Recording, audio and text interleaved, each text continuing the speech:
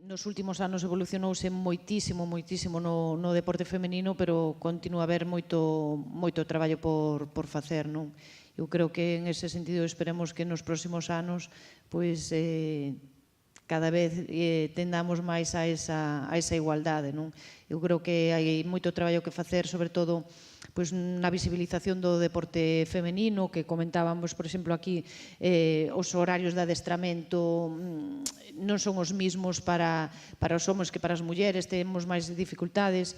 Eu creo que hai un tema moi importante que liga un pouco co tema que estamos falando da violencia, non?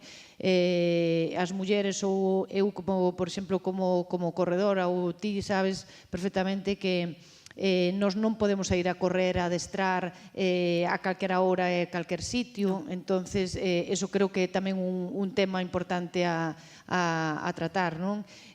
O tema das cada vez hai máis licencias, por exemplo, nos diferentes deportes, pero continúa a haber poucas adestradoras. A nivel de xuíces ou de árbitros, pois tamén hai poucas, non?